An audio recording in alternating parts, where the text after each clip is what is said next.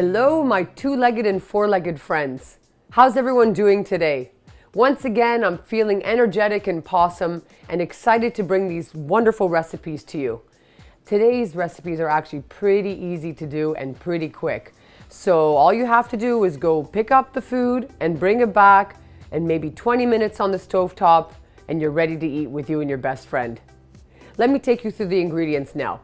We have sea salt, black ground pepper,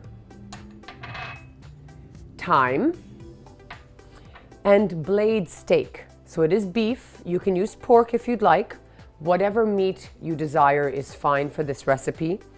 It is very, very easy to do. I'm going to take my salt and start topping it a little bit with the salt and pepper. So a little bit of dash here and there. Again, if you have any health restrictions to salt, please do not salt anything, obviously. And if not, then a little bit to taste is always a good thing. And same with the pepper now too. And the thyme.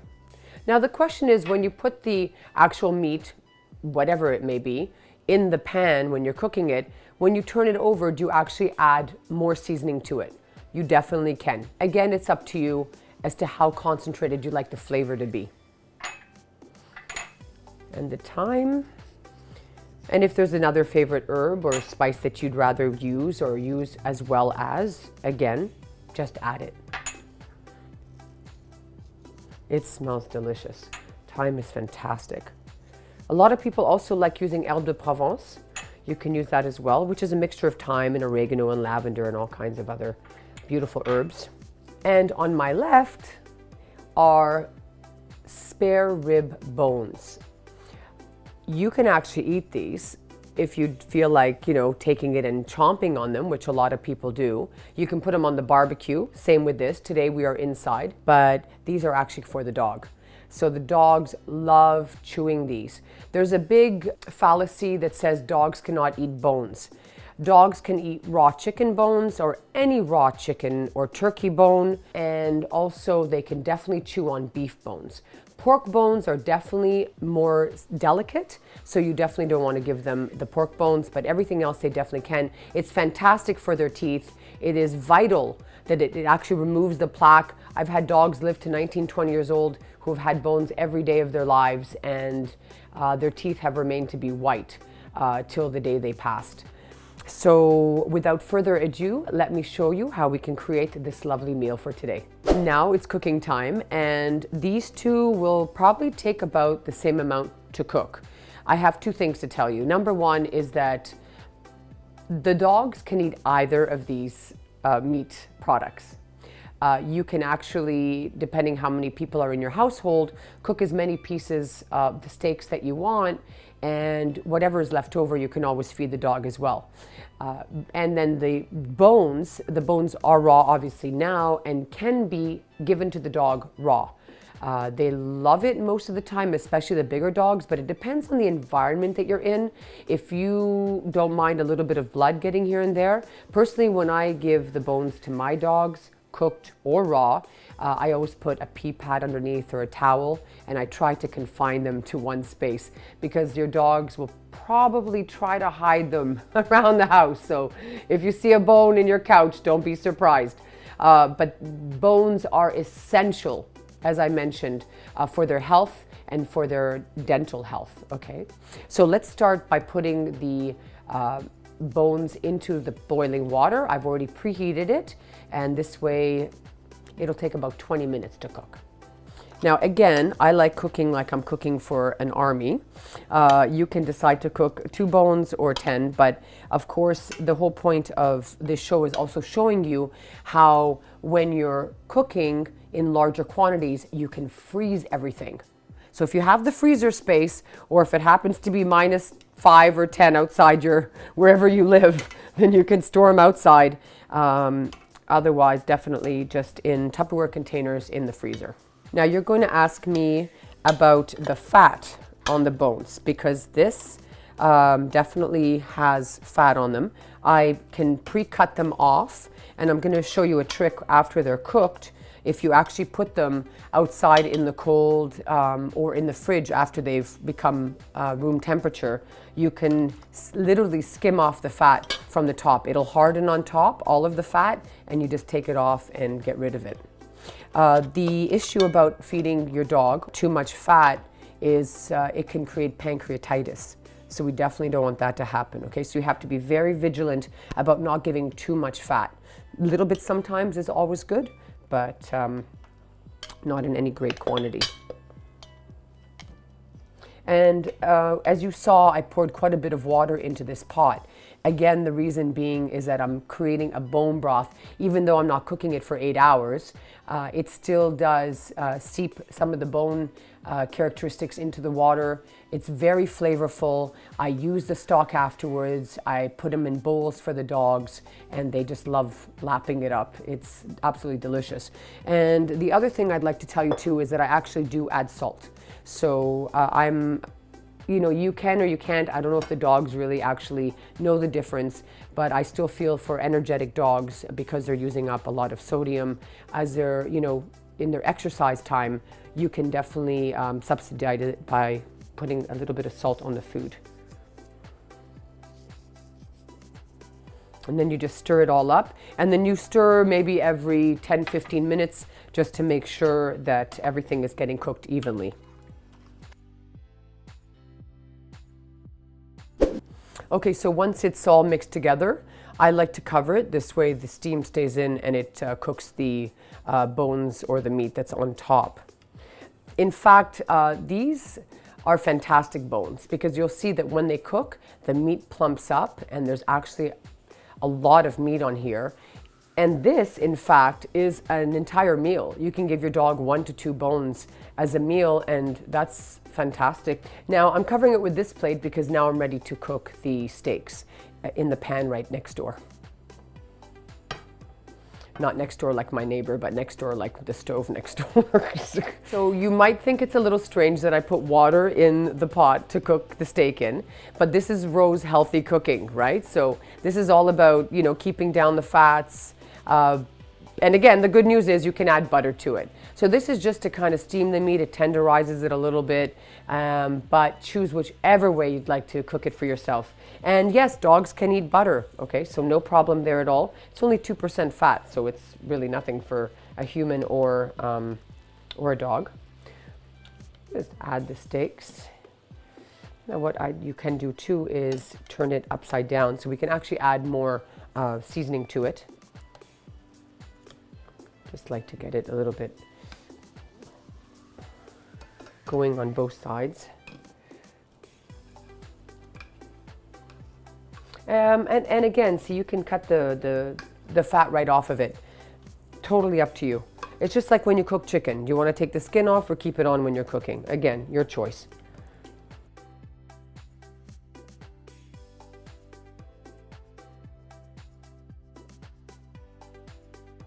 Wonderful. Turn the heat down to low, simmer. Of course, when you cook with the water through the cooking process, and it depends how well you'd like to cook your meat in the sense of rare, medium rare, fully cooked, but the water will evaporate. And you can actually use the water and the extra jus to put it on top of potatoes or give it to your dog, because they can also eat the spices that are in here. So there's a lot to do with that. And then you can add butter actually right on top of it while it's still warm before serving. Let's check on the bones now and see how that's doing.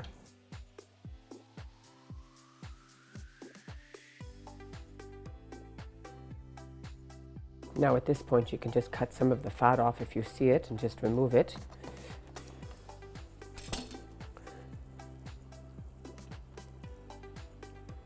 Perfect.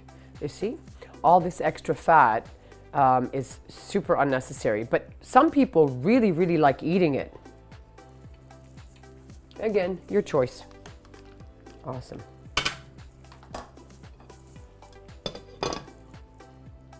That is also on low heat, okay, simmering. I personally like my steak well done. This will actually cook for about 20 minutes as well. You can cover it if you'd like, or just keep it uncovered so that the water evaporates and then you have less liquid. As well, at this point, you can actually add some butter to it for flavor. You can literally just put it in the water or a little piece on top of each piece and let it melt into the meat itself.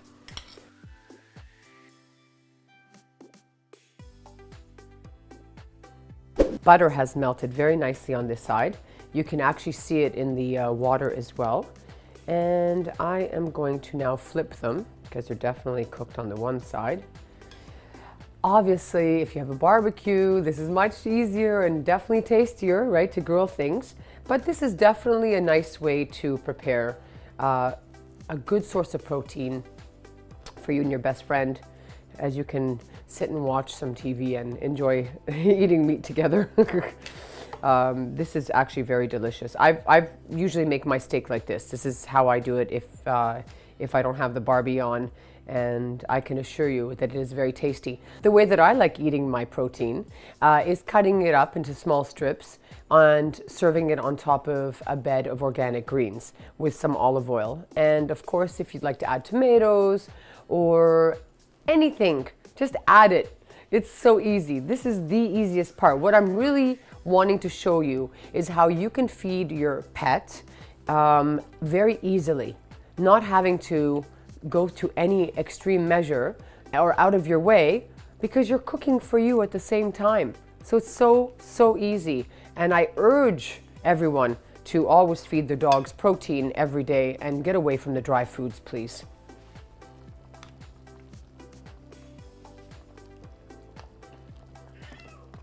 Oh, and my cat is asking for it too. You hear her meowing? Hello, Sammy. Do you want some, baby?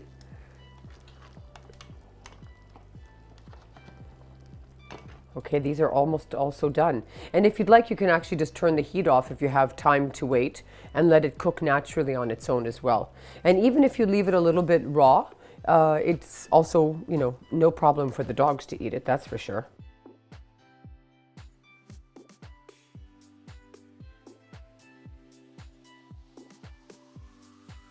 Now the question is, how do you know when it's done? You can just simply cut into it or put your fork into it. Yeah, it's pretty much done. If you've just tuned into our channel and are wondering why it's so important to cook for your dog or to feed your dog protein, which is really one and the same, it's because dogs are carnivores. Their teeth, unlike ours, actually have ridges on the molars so that they can chew through the meat. So we have to remember that. They're not made to chew on dry kibble. They're made to chew through meat. Again, whether it's cooked or raw. A dog's body, it's essential that they're fed real meat. That's my personal opinion. We are carnivores, omnivores, herbivores. We have the choice to be vegetarian or not. Dogs are made to be carnivores. And let's remember that when we're buying a dog or when we have a dog. And of course, what it does is that it builds, especially as a puppy, the best time to feed your dog meat is when it is a puppy and young, because it's developing its bones and its muscles and all the tissues. And that's what the meat does. The protein makes your dog strong and healthy so that it has longevity, a long, healthy, beautiful life alongside of you. Because at the end of the day, that's all we want, happiness and health. Now remember, this is very high quality meat, so you can actually eat this yourselves. You can just cut the meat right off the bone and serve it on top of a salad as well. Now what I'd like to do is actually take some of the extra fat off of the bone, and you can do it right away or you can wait till it cools down. And as I mentioned before, when the whole pot cools down, it's fantastic. It'll just take all the fat, harden it on the top, and you can literally just scoop it right out. So as you can actually see, there really isn't any fat left on the bone because it's all melted away. So it's just sometimes when there are a couple of pieces or grooves, like in here, for example, you'll see some fat here. And this, when it's cold, will turn to white. So you just cut that right out.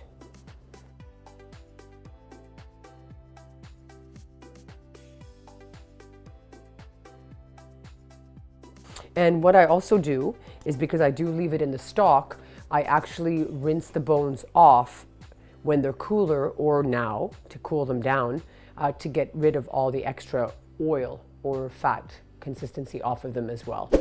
Mimi, where are you?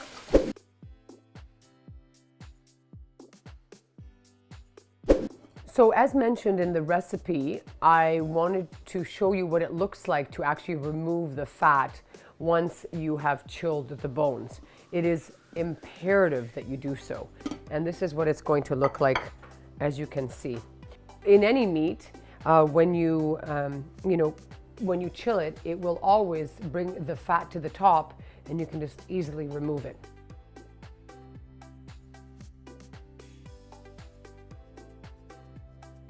So you see? So it'll come off in pieces like this.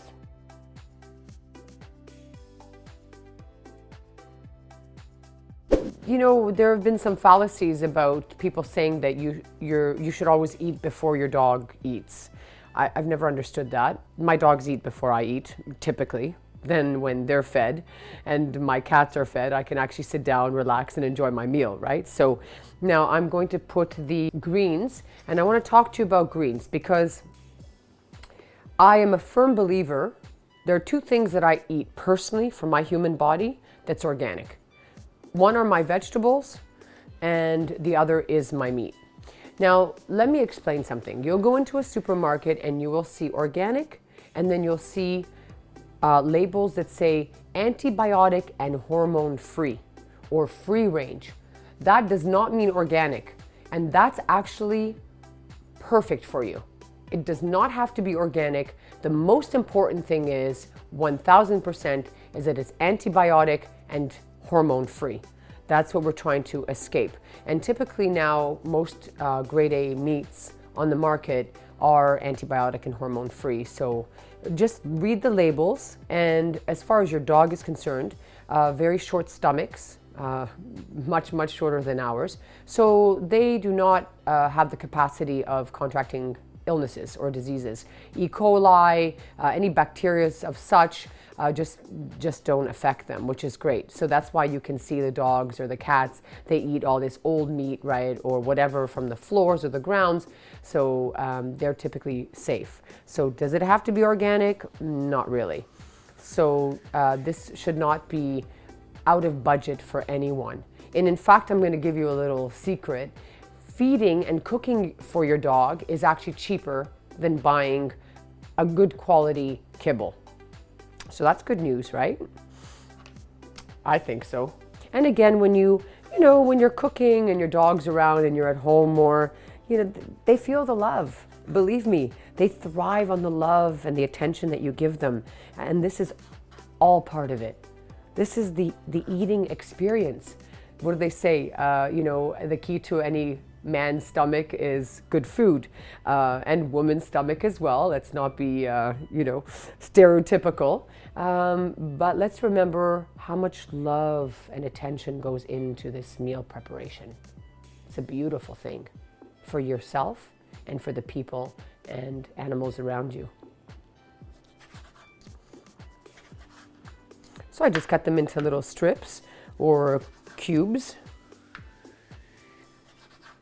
You can either put it on the side of your salad if you'd like, or right on top.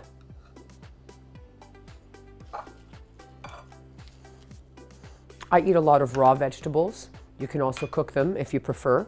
So a little bit of carrots today and celery. Excellent source of fiber. And coriander is my topping spice. And by the way, the meat smells delicious. This is going to be 100% a delicious, delicious meal. And olive oil. You can use avocado oil as well. Any oil really that you prefer. I personally like olive oil. And one thing I'd like to tell you about olive oil as well is that remember that when you're cooking it, which you should not be, it turns into a saturated fat. So to keep the flavor and the perfect chemical substance that it is for our bodies to work well for us is always to use it raw. Et voilà, ready to eat. If you've liked what you've learned today, and you'd like to learn more, please subscribe to our channel. Bon appétit!